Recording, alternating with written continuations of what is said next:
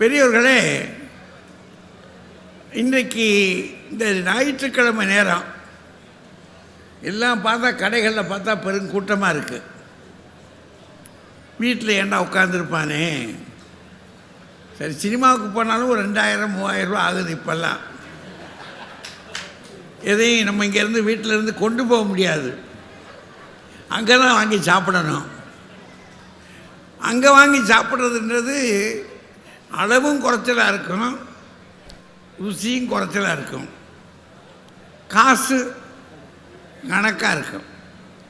அதாவது தேட்டருக்குள்ளே நம்ம வாழ்க்கை நம்ம கையில் இல்லை. தேட்டருக்குள்ளே நம்ம வாழ்க்கை நம்ம கையில் இல்லை. கொஞ்சம் மீறினா அப்படின்னா அங்கே ஒரு காவல்துறை இருக்குது, அது தூக்கிட்டு போயிடுவான். ஆமாம், பையக்கெடு, பைய பார்க்கணும் அப்படின்னு. இப்போ அப்படி ஒரு நெருக்கடி இருக்குது. இது எதுக்குடா போய் அங்கங்கே போவோம் அப்படின்ட்டு இந்த புத்தக திருவிழாவில் வந்தோம், பார்த்தோம், ஏதாவது புத்தகங்களை வாங்கினோம். அறிவை விரிவு செய், அகண்டமாக்கு, விசால பார்வையால் விழுங்கு மக்களைன்னு பாரதிதாசன் பாடுவார். அறிவை விரிவு செய்யணும். அந்த விரிவு செய்வதற்காக, ஏன்னா கிணத்து தவளையாக நம்ம இருந்துடக்கூடாது. அந்த காலத்தில் திருநாவுக்கரசர் ஒரு செய்தி சொல்லுவார். ஒரு குளத்து தவறை, கிணத்து தவளை, நான் இது குளத்து தவளைக்கிட்ட வந்துட்டேன். கிணத்து தவளை குளத்து தவளைக்கிட்ட வந்துருச்சான். குளத்து தவளை சொல்லிச்சான், இது ரொம்ப பெருசுப்பா, இந்த கிணறு ரொம்ப பெருசு, இது குளம் ரொம்ப பெருசு, நீ மாட்டிக்கிட்டேன்னு. என்ன பெருசு, என்ன பெருசு அப்படின்னு அந்த கிணத்துக்குள்ளே இந்த பக்கத்துலேருந்து அந்த பக்கம் தாங்குமா, இதை விட பெருசா பண்ணுவான். ஏன் அது பெருசுப்பா அப்படிச்சான். எவ்வளோ பெருசு, மறுபடியும் அங்கேருந்து இங்கே தப்பிச்சான், இதை விட பெருசாக இருக்குமா அப்படின்னு. அப்படின்னா என்ன அர்த்தம், நாம் எங்கே இருக்கிறோமோ அங்கே என்ன இருக்கிறதோ அவ்வளோதான் நமக்கு தெரியும். நாம் அறிந்தது அவ்வளவு தான், அறியாதது நிறைய இருக்குது. அந்த அறியாத உலகத்தை பற்றி அறிந்து கொள்வதற்காக நாம் இங்கே வந்திருக்கிறோம். இந்த நூலகங்கள் இருக்குது பாருங்கள், இங்கே நூல் விற்பனை நிலையங்கள். அங்கே வந்தால் யார் யாரோ நிற்கிறாங்க.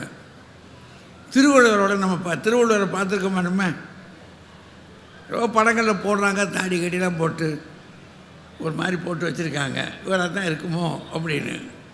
அது சும்மா அவர் யாரும் பார்த்ததில்லை, அவர் பேரும் அதுதானான்னு தெரியாது,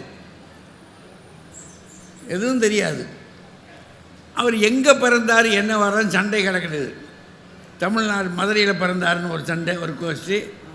சென்னையில் தான் பிறந்திருந்தார்னு ஒரு கோஷ்டி.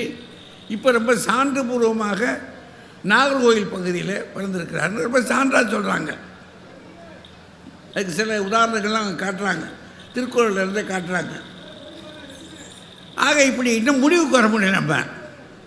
ஆக ஒருத்தர் இருந்திருக்கிறார் திருவள்ளுவர்னு, அவருக்கு கல்யாணம் ஆச்சா, பிள்ளை ஊட்டி இருந்துச்சா, கல்யாணம் ஆகாமல் அந்த காமத்து பால் பாடியிருக்க முடியாது. அது அவர் பாடியிருக்கிற அந்த சுவையை பார்க்குற போதே நமக்கு அத்தனை பெருமையாக இருக்கு. அப்பா என்னமா சுவைச்சிருக்கான்னா வாழ்க்கையை, நம்ம பாட்டன் இல்லை, நம்ம பாட்டன் வாழ்க்கையை எப்படி சுவைச்சிருக்கிறார். இதுதான் வாழ்க்கை. அந்த பாட்டி ரொம்ப கொடுத்து வச்சவப்பா. நம்ம பாட்டை கூட வாழ்ந்த பாட்டி இருக்காளே, ரொம்ப கொடுத்து வச்சவா.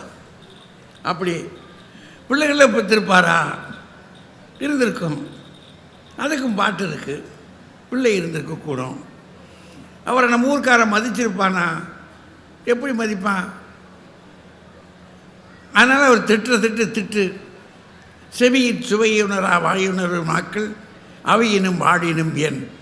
அடே, நான் நல்லது தாண்டா சொல்கிறேன், 4 வார்த்தையை கேட்டு பிழைக்கணும்னு செய்யாமல் அவன் மாட்டுக்கு போய்கிட்டு இருக்கானே, அவன்லாம் இருந்தான்னு செத்தேன் என்னடா அப்படின்னு கோவப்படுறாரு. அப்படின்னா அவர் பேச்சையும் யாருக்கு நம்ம பேச்சை கேட்குறானா?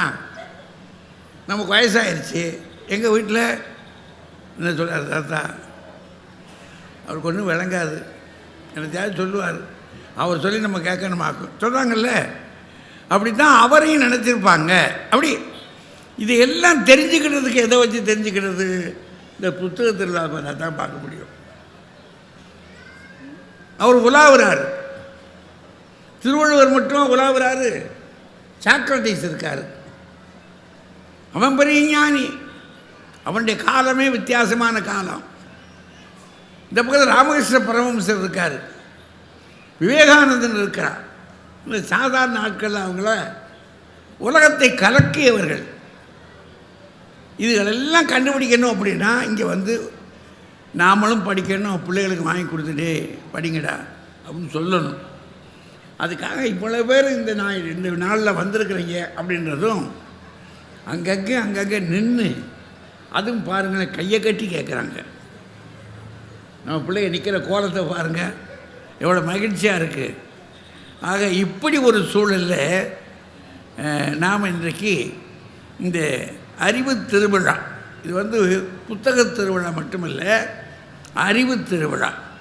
அறிவு திருவிழாவை ஊரெங்கும் நடத்துவதற்கு நமக்கு கிடைத்த இந்த வாய்ப்பில் நடத்துகின்ற அரசாங்கத்தை வாழ்த்தி, முதல்ல அது செஞ்சுக்கிடணும்ல, வாழ்த்தி இது இன்னும் தொடரணும் என்று வேண்டிக் கொண்டு இப்போ நமக்கு இந்த தலைப்புக்குள்ளே வர்றோம். அதாவது இன்றைய சூழ்நிலையில், இன்றைக்கி இருக்கிற சூழ்நிலையில் நம்ம வாழ்க்கை யார் கையில்? சிலர் சொல்கிறாங்க, என்னங்க இது நம்ம வாழ்க்கைன்னு சொல்லிட்டீங்க, அப்புறம் எப்படி யார் கையில் இருக்க முடியும்? நம்ம கையில் தான் இருக்கோம், நம்ம கையில் தான். அப்படி ஒரு சிலர் இல்லைங்க, அப்படி தெரியல, அது பிறர் கையில் அப்படின்னு சொல்கிறாங்க. அதுக்கு தான் ஐயா அவங்க ஏற்கனவே ஒரு கலக்கி விட்டுருக்காங்க. எனக்கு இதை பற்றி உடனே ஒன்றும் சொல்ல முடியாது இல்லைங்களா. எங்கள் ஆசிரியர் இங்கே இந்த பள்ளிக்கூடத்தில் நான் படித்தேன், இந்த ஏசி ஹை ஸ்கூல்னு இங்கே இருக்கு பார்த்தீங்களா, இங்கே தான் நான் வந்து, இதுதான் என்னுடைய தவச்சாலை. இங்கே 6ஆம் வகுப்புலேருந்து 11ஆம் வகுப்பு வரைக்கும், 10ஆம் வகுப்பு 11ஆம் வகுப்பு நாங்கள் அந்த காலத்தில் சொல்லுவோம், 11ஆம் வகுப்பு வரைக்கும் இங்கே தான் படித்தோம். அப்போ எங்களுக்கு ஒரு ஆசிரியர் இருந்தார், தமிழாசிரியர். அந்த தமிழாசிரியருக்கு அல்வா அப்படின்னா அல்வா அப்படின்னும், பள்ளம் அப்படின்னா பள்ளம் அப்படின்னு, பழம் அப்படின்னா பழம் அப்படின்னு சொல்லணும். இந்த லகர அழகர பேதங்களை ஒழுங்காக சொல்லணும். சொல்லலைன்னா அவர் அடிக்கிற அடி இருக்கு பாருங்க. நான் நேர கும்பிட்றேன் அந்த ஆசிரியரை, அவரை வணங்குறேன் நான். ஏன்னா நான் நல்லா இருக்கணுன்றதுக்காக என்னை அடிக்கிறார் பாருங்க. அடித்து எனக்கு சொல்லிக் கொடுத்தாரு பார்த்தீங்களா. அவர் ஆட்களை இப்படி பிடிச்சார்னா குடும்பம் எப்படி பிடிப்பார், தலையை பிடிச்சிட்டு கிள்ளுறதும் அடிக்கிறதும், அதாவது விஷக்காய்ச்சல் ஏறும் பாருங்க, அது மாதிரி ஏறும் இந்த பயல்களுக்கு. அப்போ இவன் என்ன அவர் அங்கேருந்து வர்றாரு அப்படின்னு உடனே ஒரு பெஞ்சை விட்டு இன்னொரு பெஞ்சுக்கு தப்பிடுவாங்க. அடி தாங்க முடியாது. அதனால் என்ன செய்வார் இவர் இப்படி நின்று பார்த்துட்டு, உடனே அன்றைக்கி நான் விட போகிறதில்ல, உன் குடுமி என் கையில். அவர் சொல்கிறது, உன் குடுமி நீ எங்கே எங்கே போனாலும் சரி, ஒன்று இன்றைக்கி நான் கொல்லாமல் விட மாட்டேன், சொல்லு பழம் அப்படின்னாரு. அவர் பழம் அந்த மாதிரி அவர் அடிப்பார் பாருங்க. அப்போ அவர் அடிக்கடி சொல்கிறது எனக்கு ஞாபகம் வருது, ஓன் குடுமி ஏன் கையிலேனார். அப்படின்னா நம்ம வாழ்க்கை அவர் கையில் இருக்குன்னு அர்த்தம். ஒரு திரைப்படம் நீங்கள் பார்த்துருப்பீங்கன்னு நினைக்கிறேன். அந்த திரைப்படத்தில் வீட்டுக்குள்ளே ஒரு தவறாக ஒரு ஆள் வந்து நுழைஞ்சிருவான். அது நம்ம கவுண்டர் பண்ணி தான் நுழைச்சிட்டு வீட்டுக்காரர் வந்துடுறார் அந்நேரம். உடனே இவர் என்ன செய்வார்னா பரனில் போய் உட்காந்துக்கிடுவார். அப்போ அந்த வீட்டுக்காரம்மா இவரை எப்படியாவது போக வைக்கணுமே அப்படின்றதுக்காக, இந்த பாட்டுக்கு நீங்கள் பாட்டுக்கு இருக்கீங்க, அதை செய்யணும் இதை செய்யணுன்றீங்க, இந்த கடங்காரன் வந்துட்டான், அரிசிக்காரர் வந்துட்டார், அவருக்கு நான் என்ன பதில் சொல்கிறதுன்றது அப்படின்னும் போது அவர் சொல்லுவார், என்னடா செய்கிறது, எல்லாம் மேலே இருக்கேன் பார்த்துக்குவாண்டா அப்படின்னா. இது திருப்பி திருப்பி சொல்வார், எல்லாம் மேலே இருக்கேன் பார்த்துக்குவாண்டான்னு. அப்படின்னா சில ஆட்களையும் சொல்கிறது, இந்த வட்டிக்கு வாங்குற ஆள், வட்டிக்கு கொடுக்குறாங்க பாருங்கள், அவங்ககிட்ட போய் அவன் பணத்துக்கு ரொம்ப பவனமாக இருப்பான்.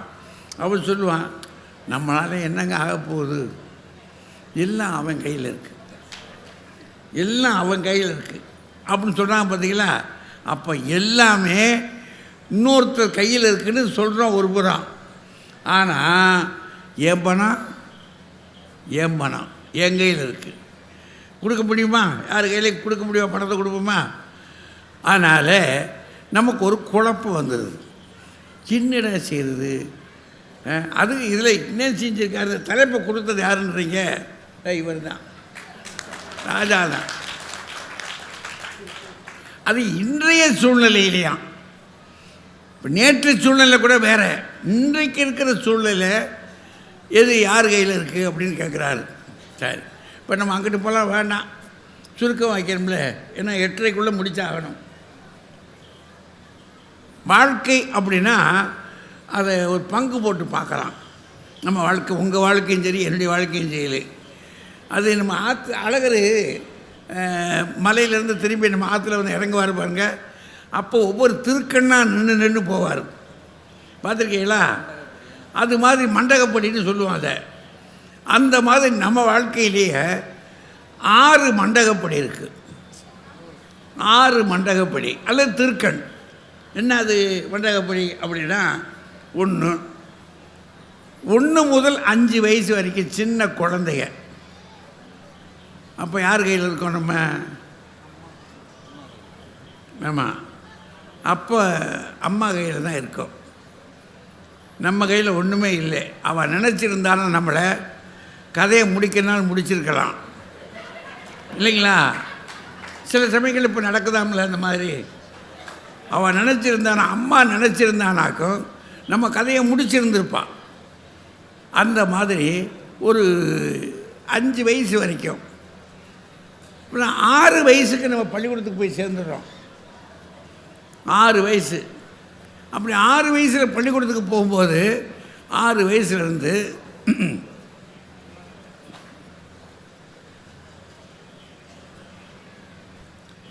ஒரு 12th வரைக்கும் 12 வருஷம். அப்புறம் அதுக்கு பிற்பாடு நம்ம டிகிரி வாங்கிறது அப்படின்னா ஒரு 5 வருஷம். 12, 5, 17 வருஷம். அப்போ இங்கே ஒரு 5, அங்கிட்டு ஒரு 17, 22 வயசு வரைக்கும் நம்ம யார் கையில் இருக்கோம்? படிக்கிற காலம் பூரா வாத்தியார் கையில் இருக்கோம். நான் அப்புறம் சொன்னேன்ல, ஓ குடுமி என் கையில் சொன்னார்ல எங்கள் வாத்தியார். அப்படியே இன்னொருத்தர் இருந்தார், ஹோரஸ் டெய்லர்னு ஒருத்தர் இருந்தார். இங்கே தான் கணக்கு வாத்தியார். அவர் கொட்டுனார்னா அந்த பசுமலையிலேருந்து வருவார். அவளை கணக்கு சொல்லிக் கொடுக்க அந்த ஆள்கிட்ட கற்றுக்களை கொடுத்து வச்சுருக்கணும். அவர்கிட்ட ஆசிரியர்கள்னா அப்படி தெய்வங்கள். இவ்வளவுக்கு அன்றைக்கெல்லாம் நான் நினச்சி பார்க்குறேன். சம்பளம் ஒன்றும் கிடையாது அவங்களுக்கு, ரொம்ப குறைச்ச சம்பளம். 10 ரூபாய்க்கு கீழே, 10 ரூபாய்க்கு கீழே அன்றைக்கி சம்பளம். ஆனால் அவங்க படிப்புக்கு என்ன பாடுபட்டிருக்காங்கன்றீங்க நம்ம படிக்கிறதுக்கு. அவர் கொட்டு இப்படி தான் வச்சுக்கிடுவார். இப்படி வச்சுக்கிட்டு கொட்டினாருனாக்கும் அப்படி. அந்த மாதிரி படிக்கிற காலம் முழுக்க நம்ம யாரோ ஒருத்தர் கையில் இருக்கோம்.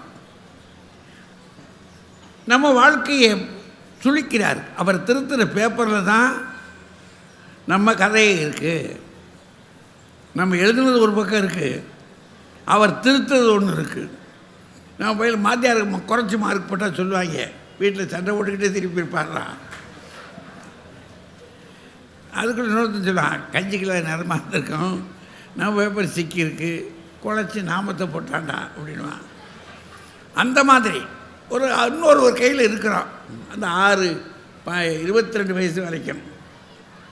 22 வயசுக்கு பிறகு ஒரு 3-4 வருஷம், ஒரு இன்னும் வச்சுக்கணுமோ ஒரு 5 வருஷம் கூட வச்சுக்கோமே, 27 வயசு வரைக்கும் பணியில் இருக்கோம், வேலைக்கு போயிடுறோம். அந்த வேலைக்கு போயிருக்கும்போது நம்ம யார் கையில் இருக்கோம்னா மேலதிகாரிகளுடைய கையில் இருக்கோம். மேலதிகாரிகள் பார்த்தா நமக்கு ப்ரொமோஷன்ஸ் கிடைக்கும். அவன் சுழிச்சுட்டானா போச்சு. அதிகாரிகள் இப்போ இவங்களுக்குலாம் நல்லா தெரியும். இல்லை, அவங்க சுழிச்சிட்டாங்கன்னா டிசிப்ளின் ரொம்ப முக்கியம். இல்லை, இப்போ நம்ம பள்ளிக்கூடங்கள்லேயே என்ன இருந்துச்சுன்னு சொன்னால் கான்ட்ராக்டு, கேரக்டர்னு ஒன்று இருக்கும் பார்த்தீங்களா. அந்த கேரக்டரில் ஹெட்மாஸ்டர் தான் எழுதுவார் வாத்தியாரை கேட்டு. அவர் என்ன எழுதுகிறாரோ அதுதான். அப்போ படிக்கிற காலம் முழுக்க நம்ம இன்னொருத்தர் கையில் இருக்கோம். சரி, அதுக்கு பிற்பாடு நம்ம படித்து வேலைக்கு போயிட்டோம்னு வச்சுக்கோங்க. வேலைக்கு போன பிற்பாடு இன்னொருத்தர் கைக்கு வந்துடுறோம். அவங்க என்ன எழுதுகிறாங்களோ அதை வச்சுக்கிட்டு. அதுக்கு பிறகு சொல்லும்போதே சொல்லிட்டாங்க, இல்லத்தில் தான் நாங்கள் கல்யாணம் ஆயிடுச்சுன்னா இருக்குது. கல்யாணம் ஆகிருச்சுன்னா எப்படின்றீங்க? அந்த அம்மாவை கேட்காம ஏதாவது சொல்ல முடியுமா? யார் சீரழிகிறது? இரியா ஒரு வார்த்தை அவளை கேட்டுக்கிறேன். நியாயமும் கூட தானே. நம்முடைய பாதி உடம்பில் பாதி, நம்மள பாதியில் அவளுக்கு முழு உரிமை இருக்குல்ல. வயதில் சின்னவளாக இருக்கலாம், அறிவில் ஒன்றும் சளைச்சவா இல்லை. அதனால் நம்மகிட்ட அவட்ட ஒரு வார்த்தை, என்னப்பா என்ன செய்யலாம் அப்படின்னா, செய்யுங்க, என்னையை கேட்குறீங்க, அதெல்லாம் என்னையே காட்ட மாதிரி தான். உங்கள் அக்காவுக்கு செய்யும்போது என்னையா காட்ட அப்படி ஒரு சொருகுவா. அதையும் வாங்கிக்கிட்டு தான் அப்புறமேலு நைஸா இல்லடாப்பா என்ன செய்யணும் சொல்லு கேட்குறோம்ல. அப்போ நாமும் அவளும் நாமும் அது கடைசி காலம் வரைக்கும் அது இருக்குது.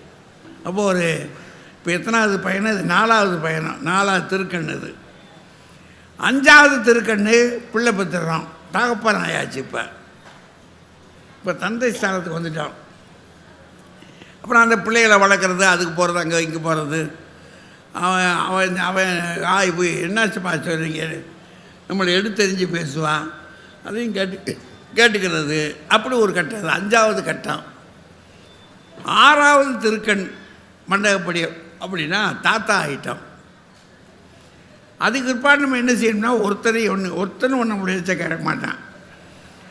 அதுக்கு முன்னாடி அப்பா கேட்க போகிறதில்ல, மருமக கேட்க போகிறதில்ல. இப்போ 6வது கட்டத்துக்கு வந்த பிற்பாடு ஒருவரும் கேட்க மாட்டான். அதனால தான் பெரியவர் என்ன செஞ்சான்னா தொல்காப்பியத்தில், அடே காதல் முதிர்ந்த காலம், அது காமம் சார்ந்த கடைக்கோட்காலன்னுமா. அது காதல் முதிர்ந்த கடைசி காலம். நீ பேசாமல் உன் பொறுப்புக்களை எல்லாம் ஒப்படைச்சிட்டு நிம்மதியாக பேசாமல் உன் கடவுள் என்ன நம்புறியோ நம்புனா கடவுளை கும்பிடு, நம்பலையா பேசாமல் இது என் தலையெழுத்து அப்படின்னு பேச நிம்மதியாக இருக்கு அப்படின்னு பெரியவர் சொல்லுவாங்க. அது 6வது திருக்கண்ணு. இப்போ இந்த 6 திருக்கண்ணுக்குள்ளே மண்டகப்படிக்குள்ளே நம்ம நுழைஞ்சி, அப்புறம் அதுக்கு மேலே ஏதாவது இருக்காங்க. 60 வயசு ஆயிடுச்சுனாலே 60 வந்துட்டாலே சொல்லிடுறான், அவர் 60ங்க அவ்வளோதாங்க. வேலை பார்க்குற இடத்துலேருந்து விரட்டி விட்டுட்டான் முதல்ல. அப்பா முதல்ல புறப்படு நீ அப்படின்னா, நம்ம சொல்கிறோம், நான் என்ன ஹேலன் ஹெல்த்தியாக தானே இருக்கேன், நான் என்ன எதில் குறைஞ்சி போயிட்டேன், என்னை வெளியே அனுப்புகிறீங்க. அது அமெரிக்காவுக்குள்ள என்ன பிறக்கணும். அமெரிக்காவில் அவன் அப்படி வச்சுருக்கிறான், எவ்வளோ நாளைக்கும் வேலை பாரு, முடிஞ்ச உட்பாடு ஒன்றால் முடியலன்னா நின்றுக்கன்றான். இப்போ நமக்கு அப்படி கிடையாது. நமக்கு எப்படா 60 ஆகும்னு அடுத்த சீட்டுக்காரன் காத்திருப்பான். நமக்கு பின்னாடி இருக்கிற சீட்டு இருக்கானே, அவன் நம்ம சீட்டில் உட்கார்றதுக்கு அங்கே இருந்துக்கிட்டு எழுதியே போடுவான். அவருக்கு வயது போன வருஷமே ஆகிவிட்டு இன்னும் ஏமாற்றி கொண்டே அலைகிறார் அப்படின்வான். பெரிய தலைவலி அது.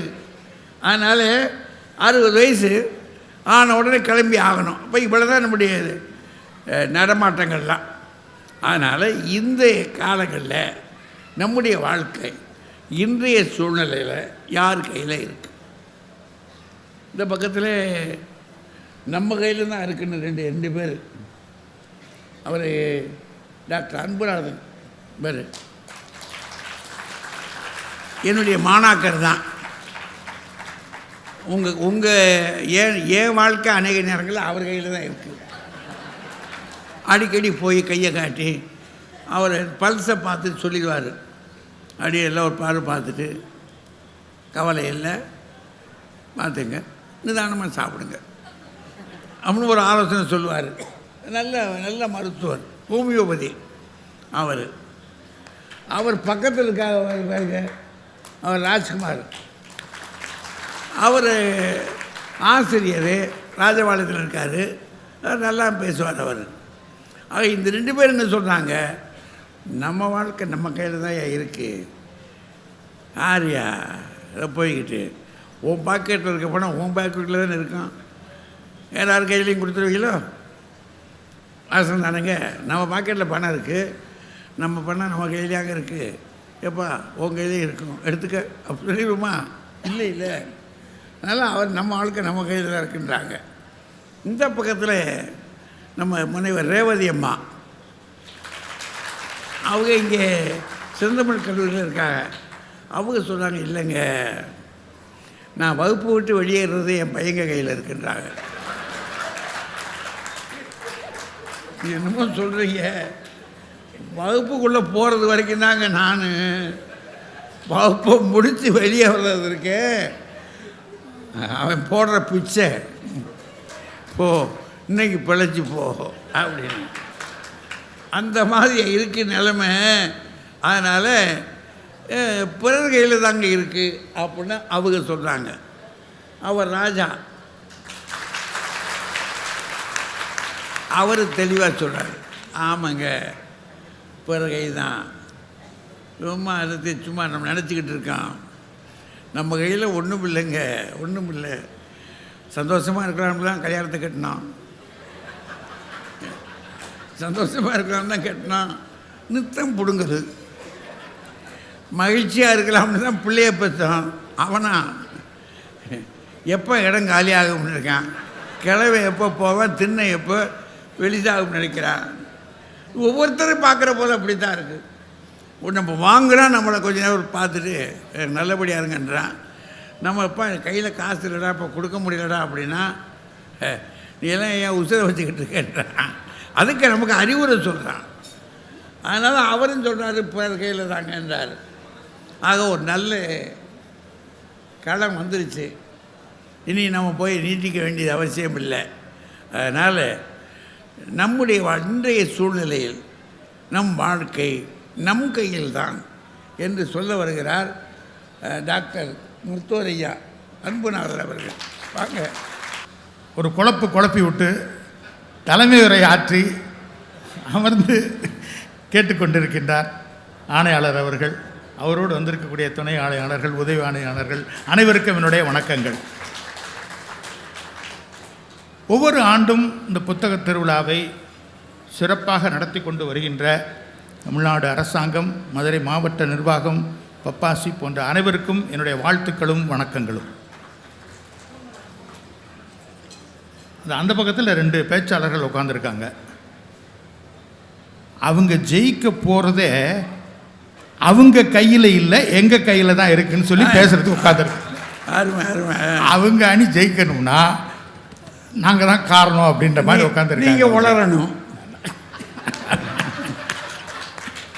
உட்காந்துருக்காங்க அவங்க. ராஜா அண்ணன், அப்புறம் ரேவதி மேடம், டீயா, எனக்கு உறுதுணையாக இருக்கிற ராஜசேகர், ராஜ்குமார் சார், அனைவருக்கும் என்னுடைய வணக்கங்கள். மதுரை வாழ் ரசிகர்கள், கல்விக்கும் அறிவுக்கும் பெயர் பெற்ற மதுரை வாழ் மக்களையும் இந்த மாலை நேரத்திலே வணங்கிக் கொள்கின்றேன். ஐயா, வாழ்க்கையில் பல சாதனைகளை செய்த ஒரு பெரிய தொழிலதிபர், பெரிய வெற்றியாளர், அவர்கிட்ட கேட்குறாங்க, உங்களுடைய வெற்றிக்கெல்லாம் காரணம் என்ன அப்படின்னு. அவர் சொல்கிறாரு, நான் எடுத்த முடிவுகள் தான் என்னுடைய வாழ்க்கையினுடைய வெற்றிக்கு காரணம் அப்படின்னு சொல்லி சொன்னார். வாழ்க்கையில் ஜெயிக்கிறதுக்கு என்னென்ன செய்யணும் அப்படின்னு சொல்லி பல பேர்கிட்ட கேட்ட பொழுது பல உளவியலாளர்கள், பல பேராசிரியர்கள் சொன்ன பதில், நம் சொந்த அனுபவத்தின் மூலம் பெற்ற ஞானத்தினால் நாம் எடுக்கும் முடிவுகள் தான் நம் வாழ்க்கையை தீர்மானிக்கின்றன அப்படின்னு சொல்லி சொல்கிறாங்க. சொந்த அனுபவம்னா அது செயல் அனுபவமாக இருக்கலாம், கற்று தெளிந்து அதனால் பெற்ற அனுபவமாக இருக்கலாம். அதை பெற்று அதன் மூலம் எனக்கு கிடைத்த ஞானம், அதன் மூலம் நான் எடுக்கும் முடிவுகள், இதுதான் வாழ்க்கையில் வெற்றியை தீர்மானிக்கிறது. இதைத்தான் பாரதியும் சொல்கிறான், நன்றிது தேர்ந்திடல் வேண்டும், இந்த ஞானம் வந்தால் பின்பு நமக்கென்ன வேண்டும் அப்படிங்கிறான். இதுதான் செய்யக்கூடியது செய்யக்கூடாது என்பதை நீ தெரிந்து அந்த ஞானம் உனக்கு வந்து விட்டாலே போறண்டா, அதுக்கு மேலே என்ன வேணும் அப்படின்னு கேட்குறான். அப்போ வாழ்க்கையின் வெற்றி நாம் நம்மை புரிந்து கொண்டு, நமது திறமைகளை தெரிந்து கொண்டு, அனுபவத்தின் வாயிலாக கிடைக்கக்கூடிய அந்த ஞானத்தின் மூலமாக நாம் பெறுகின்ற அந்த எடுக்கின்ற முடிவுகள், அதுதான் வாழ்க்கையை முடிவு பண்ணுது. இதில் அடுத்தவங்களை போய் எல்லாத்தையும் கேட்டுக்கிட்டு இருக்கிறது எந்த விதத்திலும் சரியில்லை. ஐயா பல திருக்கண்களை சொன்னார், வாழ்க்கையில் 6 திருக்கண்கள் வருகிறது அப்படின்னு சொன்னார். கரெக்ட், உண்மைதான். இது எல்லா மிருகங்களிலும் உயிரினங்களிலும் நாம் பார்க்கலாம். கோழி குஞ்சு பொரிக்குது, எல்லா குஞ்சுகளையும் பெட்டைக்குள்ளே வைத்து அதை அப்படியே அரவணைத்து பாதுகாத்து கூட்டிக் கொண்டே ஓடுது அங்கே இங்கேயும். அதுக்கு இறை தேட சொல்லித் தருகின்றது. எல்லாம் ஒரு காலகட்டத்துக்கு தான், அதுக்கப்புறம் பக்கத்தில் போச்சுன்னா கொத்தி விரட்டி விட்டுரும். அதே போல்தான் இந்த உலகில் வாழ வேண்டும் என்றால் நான் வாழ வேண்டும், எல்லாமே நம் கையில் தான் இருக்கின்றது என்ற உணர்வு வேண்டும். இதுதான் என்ன சொல்கிறாங்க, ஒருத்தன் வறுமையில் வாழ்க்கையில் கஷ்டப்படுகிறான்னா அவனுக்கு சாப்பாடை கொடுக்காத, மீனை கொடுக்காத, அவனுக்கு மீன் பிடிக்க கற்றுக்கொடு, அவன் தன்னம்பிக்கையை வளர்த்து விடு. அந்த தன்னம்பிக்கை எல்லா முடிவுகளுக்கும் நான் எடுக்க முடியும் என்ற தைரியத்தை கொடுத்து வாழ்க்கையில் வெல்வான் அப்படின்னு சொல்லுது. நான் மகாபாரதத்தை பார்த்துட்டு இருக்கும்போது அதில் 2 முக்கியமான நபர்கள் நமக்கு எல்லாருக்கும் தெரியும், அண்ணன் தம்பி தான் 2 பேரும்.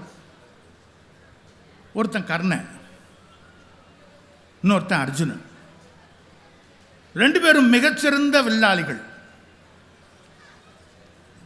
அர்ஜுனன் கிருஷ்ணனை சார்ந்து இருக்கின்றான், எல்லாம் கிருஷ்ணார்ப்பணம் என்றே இருக்கின்றான், மாற்றேன்றான். நீ தாண்டா செய்யணும் அப்படின்றான் கிருஷ்ணன். அவனுக்கு உபதேசம் சொல்கிறான். எல்லாமே கிருஷ்ணனை சார்ந்த வாழ்க்கை அர்ஜுனனுடைய வாழ்க்கை. பிறந்ததிலிருந்தே தூக்கி போடப்பட்டு விட்டான் கர்ணன். அவன் யார் என்று அவனுக்கே தெரியாமல் வளர்கின்றான். எல்லா முடிவுகளையும் அவனே எடுக்கின்றான். கிருஷ்ணனை தேடி ஓடுகின்றான் அர்ஜுனன். அவனுக்கு சாரதி தேவை, பார்த்தனுக்கு சாரதி தேவை. ஆனால் கர்ணனை தேடி கடவுளே வருகின்றார். சொந்த வாழ்க்கையில் ஒவ்வொரு முடிவையும் எடுக்கக்கூடிய கர்ணனை தேடி கிருஷ்ணனே வந்து யாசகம் கேட்கின்றான் கடைசியில். இதன் மூலமாக நான் தெரிந்து கொள்ள, மகாபாரதத்திலிருந்து பல விஷயங்களை நாம் தெரிந்து கொள்ளலாம். நான் தெரிந்து கொள்ளக்கூடிய முக்கியமான விஷயம், கடவுளை தேடி ஓடலாம், ஆனால் நல்ல காரியங்களை நாமே செய்யும் பொழுது கடவுள் நம்மை தேடி வருவார் என்று. இந்த மாதிரி அனுமன் ஒரு கேரக்டர் ராமாயணத்தில் இருக்கு. அனுமன் இல்லாட்டினா ராமாயணம் இல்லை அப்படின்னு நான் சொல்லுவேன். ஏன்னா பல முக்கியமான வேலைகளை அனுமன் தான் செஞ்சுருக்கான். சீதை எங்கே இருக்கான்னு யாருக்குமே தெரியல. இவன் தான் போய் இங்கே தான் இருக்கிறான்னு சொல்கிறான். பார்த்துட்டு சொல்கிறான். அதை கூட கொஞ்சம் மாற்றி சொல்லாமல் கண்டேன் சீதைன்னு சொல்கிறான். அதில் அர்த்தம் நிறைய இருக்குது.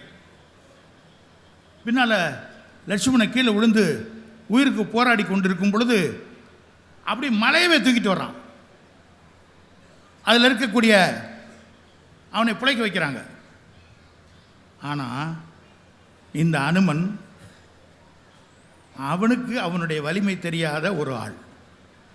அவனுக்கு யாராவது சொன்னாதான் அவனால் செய்ய முடியும். அதனால்தான் கடவுளர் நிலைக்கு உயர வேண்டிய அனுமன் ராம பக்தனாகவே இருந்து விட்டு செத்தான். அப்போ நம் கையை நம்மளுடைய திறமைகளை புரிந்து கொண்டு வாழ பழகிவிட்டோம் என்றால் நாம் வாழ்க்கையில் வெற்றி அடைவோம். இதில் இந்த அடுத்தவங்க வாழ்க்கையில் கையில் கொடுத்துவிட்டு நம்ம இருக்கோம் பார்த்தீங்களாயா, அதில் வந்து ஒரு முக்கியமான விஷயம் என்னென்னா, நிறைய பேர் நம்ம பார்த்துருப்போம், எதுக்கெடுத்தாலும் மற்றவங்களை குறை சொல்லிக்கிட்டு மற்றவங்கள ப்ளேம் பண்ணிக்கிட்டே இருப்பாங்க. இந்த குணம் எப்படி வருது அப்படின்னு உளவியல் சொல்லுதுன்னா, நம் வாழ்க்கையை நம் கையில் எடுத்துக்கொள்ளாமல் அடுத்தவர் கையில் கொடுக்கும்போது தான். நான் என்னுடைய சைக்காலஜி கிளாஸஸில் பையங்களெல்லாம் பார்த்துட்டு, பிள்ளைங்களை பார்த்துட்டு சில பேர்கிட்ட சொல்லுவேன், என்னடா உனக்கு நிறைய நல்ல திறமைகள்லாம் இருக்குது, ஏன் நீ இன்னும் சக்ஸஸ்ஃபுல்லாக வரலாமே அப்படின்னு கேட்கும் பொழுது சில பேர் என்ன சொல்லியிருக்காங்க, சார் எங்கள் அப்பா சரியில்லை சார் அப்படிமா. என்னடா உங்கள் அப்பா சரியில்லைன்ற? என் ஃப்ரெண்டு அப்பாலாம் பாருங்கள் சார், படிச்சுக்கிட்டு இருக்கும்போது அங்கங்கே ஆளை பிடிச்சார், அதை செஞ்சார் டக்குன்னு வேலைக்கு சேர்த்து விட்டார். எங்கள் அப்பா சும்மா வேஸ்ட்டு சார். இன்னும் சில பேர், சார் எங்கள் அம்மா சரியில்லை சார், நொய்யின்னு இந்த நேரம் பார்த்தாலும் டிவியை பார்த்துட்டு உட்காந்துருக்கும், இதை படிக்க ஒன்றுமே. என் ஃப்ரெண்டு அம்மாலாம் பாருங்கள், என்ன படிக்கணும் எங்கே படிக்கணும் அது இதுன்னு சொல்லி அப்படியே மேலே ஏற்றி விட்டு, சார் எங்கள் அம்மா வேஸ்ட். இன்னும் சில பேர், என் குடும்பமே வேஸ்ட்டு சார், என் குடும்பமே வேஸ்ட்டு. வேண்டாம், ஒவ்வொருத்தரும் ஒரு போக்கில் தெரியுறாங்க. தேவை அது பாருங்கள், அப்படிப்பட்ட குடும்பத்தில் போய் நான் பிற தொலைச்சிட்டேன். இன்னும் சில பேர், சார் நான் படித்த ஸ்கூல் வேஸ்ட்டு சார், அந்த ஸ்கூலில் படித்தவன் பாருங்கள் அவன் பூரா பயங்கரம் சக்ஸஸ்ஃபுல் ஆகிட்டாங்க. இங்கே பாரு அது ஒருத்தன் கூட உறுப்பு இல்லையே. இன்னும் சில பேர், எனக்கு வாட்சை வேற ஒன்றும் சொல்ல, ஃப்ரெண்ட்ஸு நீங்கள் வேற, எனக்கு வாட்சை அந்த ஃப்ரெண்ட்ஸ்லாம் சரியில்லை சார். என் ஃப்ரெண்டுக்கு இன்னொரு ஃப்ரெண்டு அமைஞ்சாங்க பாருங்கள், தூக்கிட்டு போயிட்டாங்க சார் அவனை, எனக்கு இழுத்துட்டு வந்துட்டாங்க கீழே. இன்னும் சில பேர், சார் நான் இந்தியாவிலே பிறந்திருக்கக்கூடாது சார், நான் மட்டும் அந்த நாட்டில் பிறந்திருந்தேன்னு வச்சுக்கோங்க என் வாழ்க்கையே வேறு மாதிரி போயிருக்கும். இதுக்கு தான் சொன்னாங்க, சுட்டும் விரலால் எதிரியை குற்றம் கூறுகையில் மற்ற 3 விரல்கள் உந்தன் மார்பினை காட்டுதடான்னு. இங்கே நான் சொல்ல வர்ற விஷயம், அடுத்தவங்க கையில் தங்கள் வாழ்க்கையை கொடுப்பவர்கள் எப்பவும் குற்றவாளிகளாகத்தான் இருப்பார்கள். தன்னிடம் உள்ள திறமை 3 மடங்கு இந்த பக்கம் இருக்குன்றதை புரிஞ்சுக்க மாட்டாங்க. அப்துல் கலாம் போன்றவர்கள் இதே மாதிரி சூழ்நிலையில் சிகரங்களை தொட்டு இருக்கின்றார்கள். எத்தனையோ பேர் அவர்கள் தங்களை புரிந்து கொண்டு ஒரே ஒரு இதோடு முடிக்கிறையா. அதாவது திருவள்ளுவர் பல விஷயங்களை சொல்லியிருக்கார். அவர் பிள்ளைங்க அப்படின்னு சொல்லும் பொழுது பையனை, அதாவது குழந்தைய அவையத்து முந்தி இருப்ப செயல் அப்படிங்கிறார். அவரை முன்னால் எல்லாத்துலேயும் முன்னால் கொண்டு வைக்க வேண்டியது பெற்றோர்களுடைய கடமை அப்படிங்கிற மாதிரி சொல்கிறார். கரெக்ட். அடுத்தவங்க அப்பா செய்ய வேண்டிய ஒரு விஷயம், அடுத்தவர் செய்ய வேண்டிய விஷயம் வாழ்க்கையில்.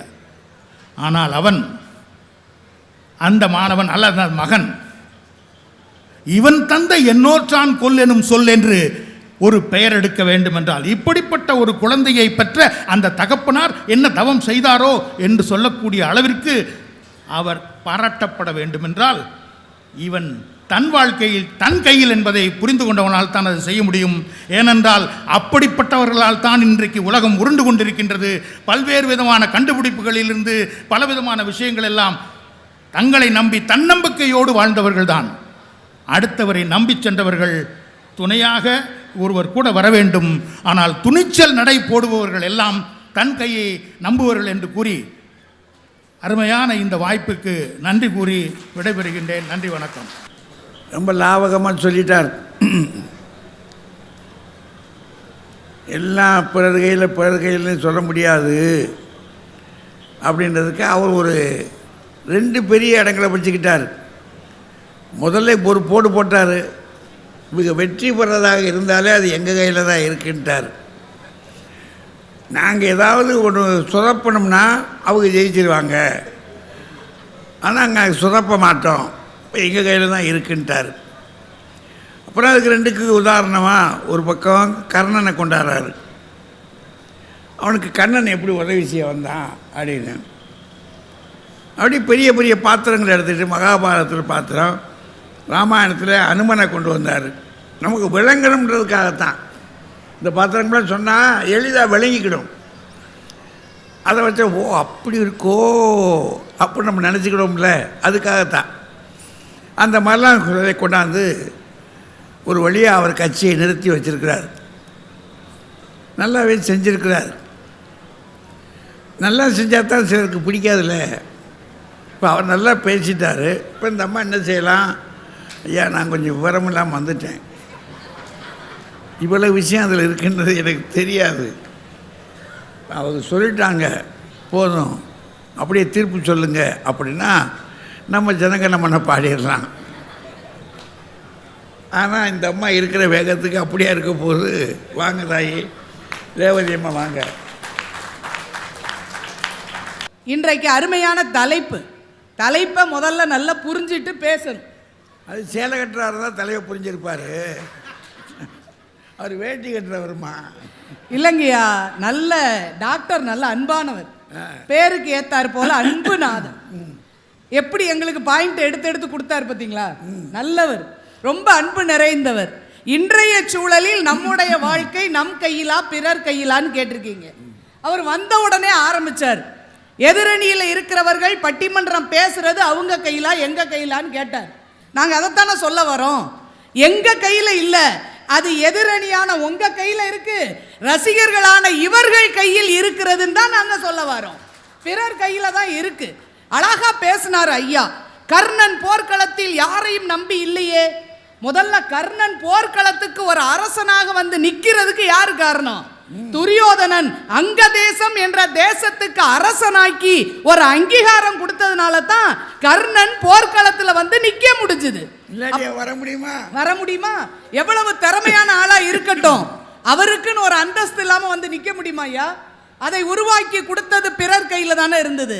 எல்லாம் சரி, ஆனா நம்ம டாக்டர் அன்புநாதன் தான் உண்மையிலேயே எங்களுக்கு எப்படி அன்பா பாயிண்ட் எடுத்து கொடுத்தாரு. அனுமனை பத்தி பேசினாரியா, தங்கமா போச்சு இல்லையா? அனுமன் எல்லா கலைகளும் கற்றவன், எல்லா வித்தைகளும் தெரிந்தவன். ஆனா ஒரு பிரச்சனை என்னன்னா, அவருக்கு என்னென்ன வலிமை இருக்கிறதுன்னு அவருக்கே தெரியாது. அதான் அவருடைய வீக்னஸ். என்னாச்சு, கடலை தாண்டி சென்று சீதை இருக்கிறாளான்னு தெற்கு திசையில பார்த்துட்டு வரணும். கடல் கரை ஓரத்தில் வந்து நிற்கிறாரு. எப்படி இந்த கடலை தாண்டி நம்மளால போக முடியும்னு மலைச்சு போய் நிற்கிறாரு. ஆனா அவரால் எல்லாம் முடியும், அவர் கையில தான் இருக்கு. ஆனா அவருக்கு அது தெரியல. அப்போ ஜாம்பவான் என்ற அந்த தாத்தா அவர் வந்து சொல்றாரு, அந்த தலைவர் சொல்றாரு, அனுமனே உன்னுடைய வீரம் உனக்கு தெரியாதா? நீ நினைத்தால் இந்த வானம் அளவுக்கு உன்னுடைய உருவத்தை பெரிதாக்கி கொள்ளவும் முடியும். மழை பெய்கின்ற போது 2 துளிகளுக்கு இடையே நனையாமல் போகிற அளவுக்கு உன் உருவத்தை நுட்பமாக மாற்றிக்கொள்ளவும் முடியும் என்று சொல்லி அவருடைய வித்தைகளை பற்றி அவருக்கே எடுத்து சொன்ன பிறகுதான் அனுமனுக்கு தாங்கிட்ட இருக்கிற சக்தி தெரிஞ்சுதான். சில நேரம் நம்ம வீட்டு பொம்பளைங்க நமக்கு அப்படி சொல்லுவாங்க, ஆமா கூறு கட்ட குப்பை. கண்டிப்பாங்க ஐயா, அதெல்லாம் சொல்ல வேண்டி இருக்குல்ல. அப்படி சொன்னதுனால தான் அனுமனால அந்த கடலை தாண்ட முடிந்தது என்றால் அனுமனுக்கே அவருடைய பலத்தை சொல்றதுக்கு ஒருத்தர் தேவை என்றால் நம் வாழ்க்கையில எல்லோருக்குமே நம் வாழ்க்கை என்பது பிறர் கையில் தான் இருக்கிறது என்பதை தயவு செய்து மறந்துடாதீங்க. நடுவர் அவர்களே, இன்னைக்கு படித்திருக்கிற அத்தனை பேருக்கும் அவங்க நினைச்சபடி படிப்பை படிக்க முடிகிறதான்னு கேட்டு பாருங்க. நல்லா படிக்கிற பிள்ளைகள், புத்திசாலியான பிள்ளைங்க, ஆனா குடும்ப சூழல் படிக்க விடாம பண்ணோம். அப்போ ஒரு அடுத்தவங்க ஒரு அறக்கட்டளையில இருந்தோ எங்க இருந்தோ ஒரு உதவி செய்து கை தூக்கி விட்ட பிறகு அந்த பிள்ளைங்க அதை சொல்லி காட்டுறாங்க. அவர்கள் உதவியால் நான் படித்து இந்த நிலைக்கு உயர்ந்தேன்னு சொல்றாங்கன்னா ஒவ்வொருத்தர் வாழ்க்கையிலும் பிறரின் துணை தேவைப்படுது. அப்படிதானங்கய்யா? அகரம் அறக்கட்டளையில இருந்து இப்ப 15வது ஆண்டு விழா கொண்டாடுறாங்க. அந்த ஆண்டு விழாவில் பேசியவர்கள் சொல்கிறார்கள், இந்த 15 ஆண்டுகளில் 51 மருத்துவர்களை இந்த அறக்கட்டளை மூலம் உருவாக்கி இருக்கிறது என்று சொல்றாங்கன்னா அதுல நல்ல படிக்கிற பிள்ளைங்க எவ்வளவோ இருக்கலாம். ஆனா வீட்டில் உள்ள குடும்ப சூழல் படிக்க வழி இல்லை. ஆனா ஒரு அறக்கட்டளையிலிருந்து உதவி செய்து நீங்க படிக்க விரும்புகிற அளவுக்கு படிங்கன்னு படிக்க வைக்கிறார்கள் என்றால் அந்த உதவி அந்த பிள்ளைகளை உருவாக்கி இருக்கிறது. அதுல கல்லோடைக்கிற குடும்பத்திலிருந்து ஒரு டாக்டர் வந்திருக்காரு, கரண்டே இல்லாத வீட்டில இருந்து ஒரு டாக்டர் வந்திருக்காரு. இப்படி மிகவும் பின்தங்கிய குடும்பங்களில் இருந்தெல்லாம் மருத்துவர்கள் உருவாகி இருக்கிறாங்கன்னா பிறருடைய துணைதானே. நம்முடைய குடியரசுத் தலைவர், முன்னாள் குடியரசுத் தலைவர் அப்துல் கலாம் ஐயா அவர்கள்ட்ட பேட்டி கேட்கும்போது சொன்னாங்க, நீங்கள் நம்முடைய குடியரசுத் தலைவராக வந்தது இந்த நாட்டுக்கு பெரும் பேரு என்று சொன்னபோது கலாம் ஐயா சொன்னார்கள், என்னை இந்த நேரத்தில் இந்த அளவுக்கு உருவாக்கிய ஆசிரியர்களை நான் நினைத்து பார்க்கிறேன் என்று அவர் சொல்கிறார் என்றால் அங்கதாங்க பிறர் கையில நம்ம இருக்குன்னு இல்லையா? ஒரு கடற்கரையில கொண்டு நிறுத்தி, அவர் படித்தது அங்கதானே ராமேஸ்வரம், கடற்கரையில் கொண்டு நிறுத்தி கடல் பறவைகள் பறக்கிறதெல்லாம் ஆசிரியர் காட்டுவாராம். எப்படி பறக்குது பாரு, அது ரெக்கைகளையும் வாலையும் பயன்படுத்தி எப்படி பறக்கிறது, எப்படி திசை திரும்புகிறது என்றெல்லாம் பறவையை காட்டி விமான தொழில்நுட்பத்தை என் ஆசிரியர் சொல்லிக் கொடுத்தார். அதனால் தான் எனக்கு விமான பொறியியல் படிக்க வேண்டும் என்ற எண்ணம் உருவானது என்று சொல்கிறார் என்றால் அப்படி உருவாக்கியது நம்முடைய பிறர் கையில தானே இருக்கு. அது மட்டும் இல்ல, வாழ்க்கையில யாரோ ஒருத்தர் தியாகம் செஞ்சு நம்மளை தூக்கி விடுவாங்க. அதெல்லாம் நடக்கும்ல ஐயா. இஸ்ரோவோட ஒரு விஞ்ஞானி கே சிவன் அப்படின்னு ஒருத்தர் இருக்கார், நமக்கெல்லாம் தெரிஞ்சவர் தான், படிச்சிருக்கோம். அவர் இவங்க ஊர் தான், இந்த எழுதிட்டு இருக்காருல அடுத்தால, அவருடைய ஊர் கன்னியாகுமரி மாவட்டம் சரக்கல் விளைங்கிற ஒரு சின்ன கிராமத்தை சேர்ந்தவர். அவங்க குடும்பம் ரொம்ப கஷ்டப்பட்ட குடும்பம், மாந்தோப்புல மாங்காய்லாம் பறிச்சு அந்த வேலை பார்க்குற குடும்பம். இவரை படிக்க வைக்கிறதுக்கு வசதி இல்லை. அந்த நேரத்தில் சிவனுடைய அண்ணன் சொன்னார், தம்பி 2 பேரும் படிக்கிறதுக்கு நம்ம குடும்பத்தில் வசதி இல்லை, நான் என் படிப்பை நிறுத்திக்கிட்டு நான் வேலைக்கு போறேன், நீ ஒருத்தனாவது நல்லா படி என்று சொல்லி என் அண்ணன் செய்த தியாகம் நான் ஒரு பெரிய விஞ்ஞானியாக உதவி செய்தது என்றால் அவருக்கு பிறர் கைதான் உதவி இருக்கிறதுங்கிறத பார்க்கிறோம். நடுவர் அவர்களை, இந்த புத்தக கண்காட்சி எடுத்துக்கோமே, நம்ம கையிலேயா இருக்கு? எத்தனை எழுத்தாளர்கள் அருமையாக எழுதுகிறார்கள், படைப்பாளிகள் இருக்கிறாங்க. ஆனா அந்த புத்தகத்தை பதிப்பித்து வெளிப்படுத்துவதற்கு ஒரு பதிப்பகம் வேண்டும். பதிப்பகம் வெளியிட்டா மட்டும் போதாது, அதை வாங்கி படிக்கின்ற வாசகர் பெருமக்கள் இருந்தா தான் அந்த எழுத்துக்கு மரியாதை. என்றால் ஒரு படைப்பு வெளிவருவதற்கு பிறருடைய துணை வேண்டும். அவ்வளவு எதுக்கு? இந்த பாருங்க, வரிசையா எத்தனை கடை இருக்குன்னு, பாவு பூஜி, காலிஃப்ளவர், ஸ்ப்ரிங் ரோலு, எல்லா கடையும் இருக்கு. யாரை நம்பியா வச்சிருக்காங்க? அது நம்ம mojito bajji, mojito bajji, mojito bajji, மிளகா பஜ்ஜியா இருக்குமோ, மூக்கில் வாடை ஏறு, அவ்வளோ அழகா போடுறாங்க. அவர் நினைக்கிறார் கடைக்காரர், நான் நல்லா சமைப்பேன், என் கையில் இருக்குன்னு போட முடியுமா? வர்றவங்க புத்தக கண்காட்சியில் புத்தகம் வாங்கிட்டு வந்து நம்ம கிட்ட வாங்கி சாப்பிடுவாங்கங்கிற நம்பிக்கையில பிறரை நம்பித்தான் கடையை நடத்த முடியுதுன்னா எல்லாமே அப்படித்தான். அது மட்டும் இல்ல, இந்த பட்டிமன்றம் யார் கையிலங்கயா இருக்கு? அடுத்தவங்க கையில தானே இருக்கு. இப்ப ராஜ்குமார் சார் வராரு, நல்ல பேச்சாளர் தான். இன்னைக்கு நம்ம அந்த பேச்சாளர்கள் பட்டிமன்றம் பேசுறதுக்கு மாவட்ட நிர்வாகம் ஏற்பாடு செய்யணும்.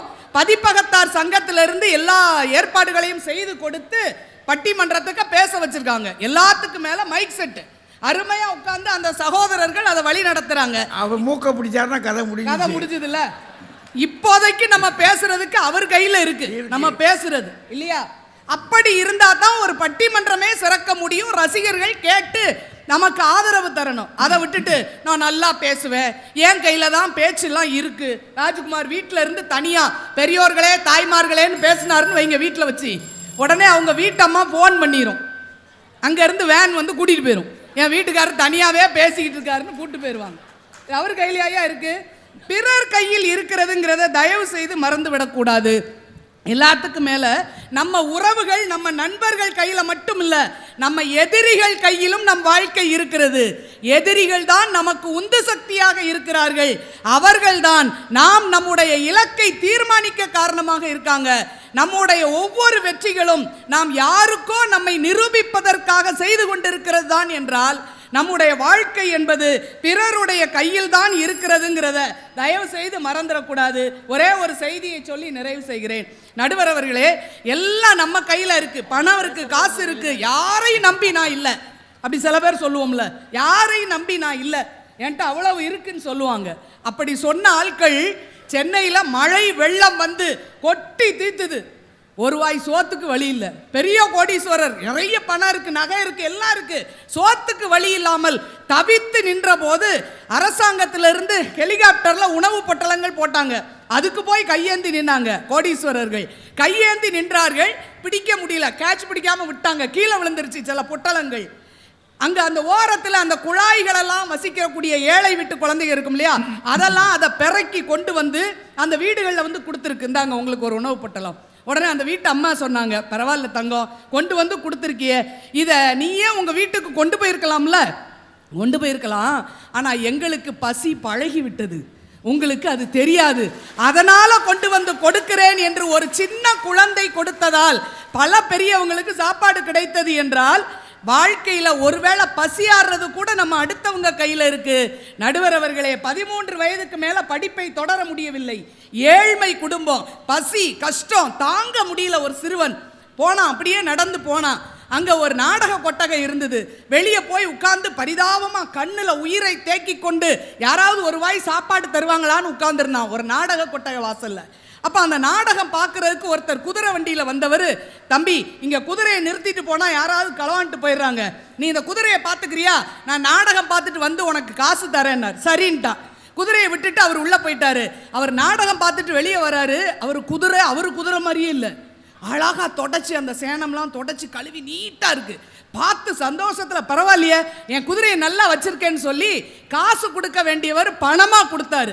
அந்த பையன் காசை எதிர்பார்த்தவன் கையில் பணத்தை பார்த்த உடனே பரவாயில்லையே, இது நல்ல தொழிலா இருக்கு அப்படின்னு நினைச்சு அங்கேயே போய் உட்கார ஆரம்பிச்சான். ஒரு குதிரை நிறுத்துறவங்க பல பேர் குதிரையை விட்டுட்டு போனாங்க. இவன்ட்ட குதிரையை பார்த்து கொள்கின்ற வேலையை தொடர்ந்து பார்த்தான்.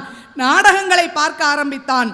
அந்த கதைகளையும் காட்சிகளையும் ரசிக்க ஆரம்பித்தான், கற்றுக்கொண்டான். பின்னால் இந்த உலகத்தையே மகிழ வைக்கின்ற மாபெரும் நாடகங்களை படைக்கின்ற நாடக ஆசிரியராக உயர்ந்தார். அவர்தான் நாடக ஆசிரியர் ஷேக்ஸ்பியர் என்ற பெரியவர். என்றால் நம்ம கையில் எல்லா திறமையும் இருந்தாலும் சூழல்கள் தான் நம்முடைய திறமையை வெளிக்காட்டுகின்ற தளத்தையும் வாய்ப்பையும் ஏற்படுத்தி கொடுக்கும். அப்படிப்பட்ட பிறரை நாம் போற்ற வேண்டும். நம் பிரச்சனையை காது கொடுத்து கேட்க ஒரு காது வேண்டும்.